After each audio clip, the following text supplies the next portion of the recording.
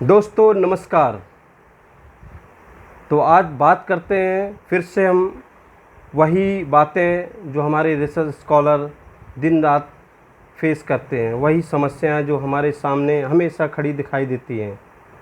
जो हमारे देश में रिसर्च स्कॉलर हैं वो हर स्तर पर कहीं ना कहीं अपने आप के सामने जो प्रॉब्लम्स हैं उनको सॉर्ट आउट करने की कोशिश करते हैं, मगर कुछ ऐसी प्रॉब्लम्स है जो उनके हाथ में नहीं है।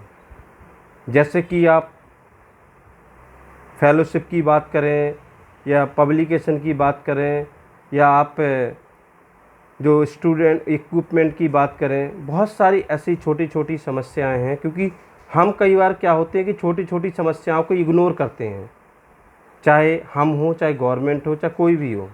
तो इवन रिसर्च में ये चीज़ तो नहीं चलेगी। रिसर्च में अगर छोटी से छोटी समस्याएं हैं तो उनको भी हमें जल्दी से जल्दी सॉर्ट आउट करना चाहिए, जिससे हम रिसर्च की तरफ अपना ध्यान केंद्रित कर सकें। तो आज जो क्वेश्चन सभी लोग बात कर रहे हैं, हर जगह सोशल मीडिया पे, व्हाट्सएप, फेसबुक, इन सभी जगह एक ही बात करती है, what is the current situation of research scholar in India. Means जो रिसर्च में जो लोग इन्वॉल्व हैं, जो पीएचडी कर रहे हैं, चाहे वो रिसर्च में स्कॉलर, चाहे स्टाफ के रूप में काम कर रहे हैं, चाहे वो SRF, JRF, RA, SRO, project scientist, जो डिफरेंट डेजिग्नेशन के अकॉर्डिंग जो काम कर रहे हैं, उनके सामने डिफरेंट समस्याएं हैं। जो मेन बात आती है रिसर्च स्कॉलर जो पीएचडी कर रहा है, जो रिसर्च कर रहा है, तो उसके साथ सबसे बड़ी समस्या है कि जो फेलोशिप, उनको जो स्टाइफंड मिलता है। कुछ लोग हैं जो नेट जेआरएफ क्वालिफाई करके पीएचडी में एडमिशन लेते हैं, उसके बाद फिर उनको जो फेलोशिप मिलती है 5 साल के लिए। कुछ प्रोजेक्ट में काम करते हुए पीएचडी करते हैं, जेआरएफ एसआरएफ में उन्हें फेलोशिप मिलती है। तो जो फेलोशिप का जो एक कॉन्सेप्ट है, जो गवर्नमेंट जो फंडिंग एजेंसी है, वो प्रॉपर ढंग से क्यों नहीं मिल रही है। स्टूडेंट टाइम से रिपोर्ट भी सबमिट करता है, कई बार क्या होता है कि जो रिजल्ट नहीं आते हैं तो उसके कारण उनकी जो प्रोग्रेस रिपोर्ट है, एनुअल रिपोर्ट है, वो डिले हो जाती है। मगर ये तो डेफिनेटली, ये तो सबको पता है कि वो रिपोर्ट तो सबमिट करनी ही पड़ेगी।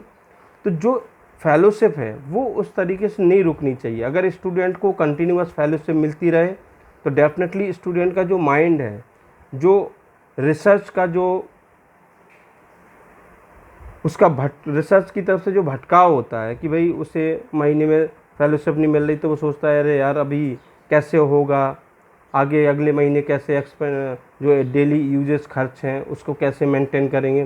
तो कुछ लोग हैं जो अपनी फैमिली को भी हेल्प करते हैं, बट ये कोई बुरी बात नहीं अगर कोई अपनी फैमिली की हेल्प करता है, लेकिन जो फंडिंग एजेंसी से है वो फेलोशिप रुकनी नहीं चाहिए। इवन अभी मुझे बहुत सारे स्टूडेंट हैं जो वेस्ट बंगाल से हैं और आंध्र प्रदेश से भी हैं, साउथ रीजन से, नॉर्थ से, चंडीगढ़ और डिफरेंट जगह से, डिफरेंट इंस्टीट्यूट के, सेंट्रल यूनिवर्सिटी और आईआईटी हैं और NIT, CSR lab, ICR, AIIMS, बहुत सारी जगह से ऐसी छोटी छोटी लैब्स हैं जहाँ पे स्कॉलर काम करते हैं। बहुत सारे स्टूडेंट कहते हैं कि उनको तो पहले फैकल्टी क्या करते हैं, उनको स्टूडेंट के रूप ले लेते हैं, बाद में उनको फेलोशिप नहीं मिलती है, ना इंस्टीट्यूट देता है ना कहाँ। तो कुछ स्टूडेंट जो फ्री में काम कर रहे होते हैं। तो ये एक हायर डिग्री, हायर लेवल पे इस टाइप की जो मेंटलिटी जो बनी हुई है, चाहे वो फैकल्टी लेवल पे हो, चाहे वो डीन लेवल पे हो, चाहे वो गवर्नमेंट के लेवल पर हो। हम इंडिया की सबसे बड़ी डिग्री लेने की बात करते हैं और हम रिसर्च में डेवलपमेंट की बात करते हैं कि डे इन डे आउट हम रिसर्च में प्रोग्रेस कर रहे हैं, मगर स्कॉलर्स कितनी समस्याओं को फेस कर रहा है उसके बारे में कोई बात नहीं कर रहे हैं। तो डेफिनेटली हमें उन समस्याओं को जो रिसर्च स्कॉलर फेस कर रहे हैं वो अपना ध्यान, पूरा का पूरा अपना ध्यान रिसर्च में लगा सकें, इसलिए उनकी समस्याएं को सॉर्ट आउट करना चाहिए। इवन जो स्कॉलर्स, जब ये हम एक और बड़ी बात करेंगे, जो हमारे स्कॉलर्स हैं उनकी जो फेलोशिप का जो इंक्रीमेंट होता है हर 4 साल में होता है।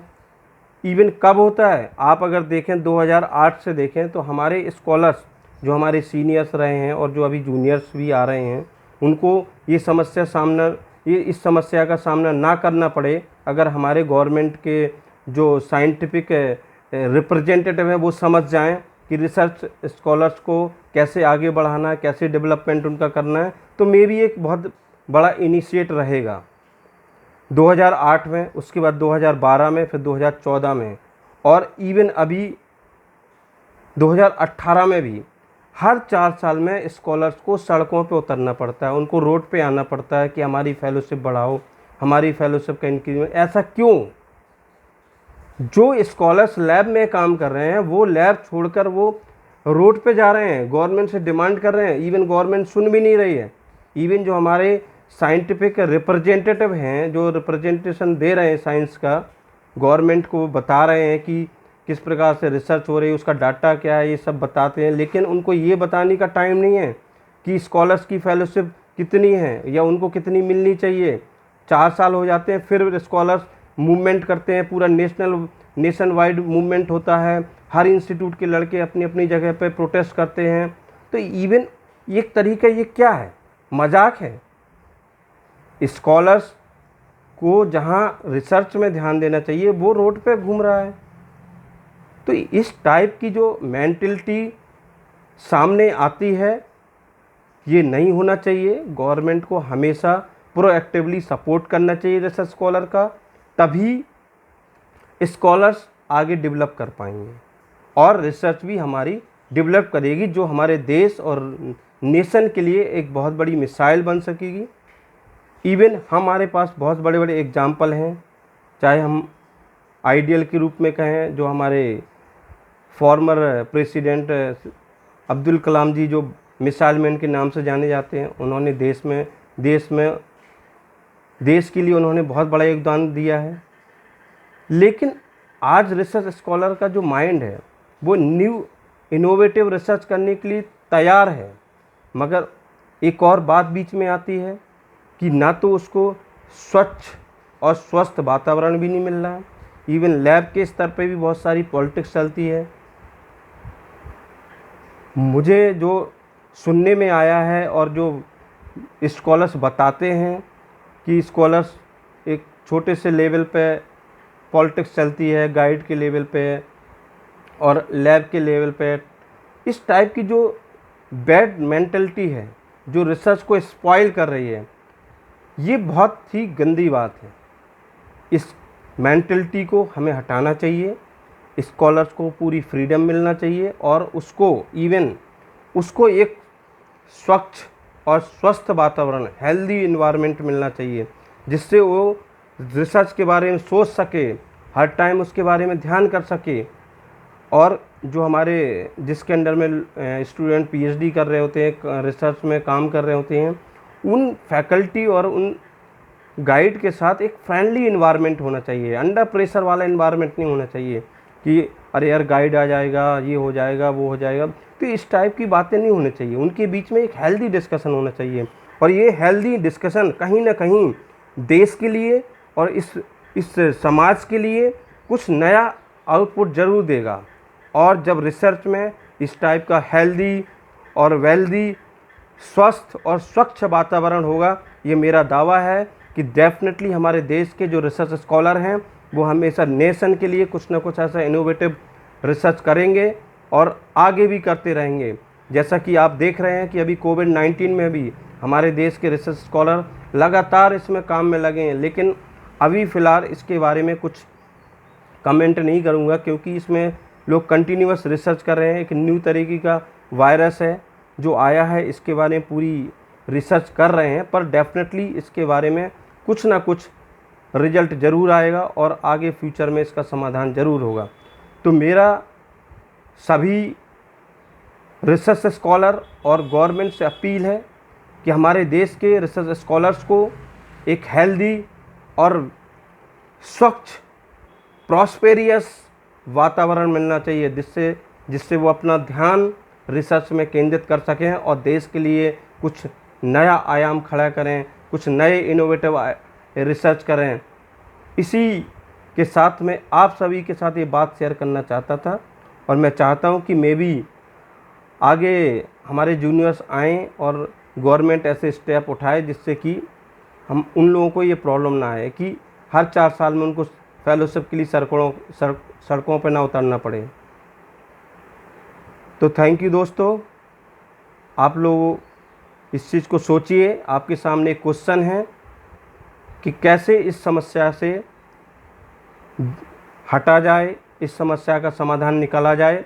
और इसी के चलते तहत जब 2018 में एक मूवमेंट हुआ फेलोशिप हाइक को लेकर, तो उसी टाइम हमारे पूरे देश के जो स्कॉलर्स हैं सड़कों पे आए और एक नेशनल लेवल पर एक फोरम बनाया जिसका नाम है all India research scholar association, जिसका फेसबुक में एक ग्रुप बना हुआ है। आप सभी से रिक्वेस्ट है कि आप सब लोग उस all India research scholar association के फेसबुक पर को ज्वाइन करें। और स्कॉलर्स की जो स्ट्रेंथ है, स्कॉलर की जो मजबूती है, अगर हम लोग यूनाइट रहेंगे तो डेफिनेटली गवर्नमेंट को हमारी इन समस्याओं को दूर करना ही पड़ेगा और रिसर्च में डेवलप करने के लिए इन सब बातों को हटाना पड़ेगा। और इसलिए आप सभी से एक बार फिर से रिक्वेस्ट करता हूं कि आप सब लोग फेसबुक और ट्विटर भी है उसको भी ज्वाइन करें। Thank you.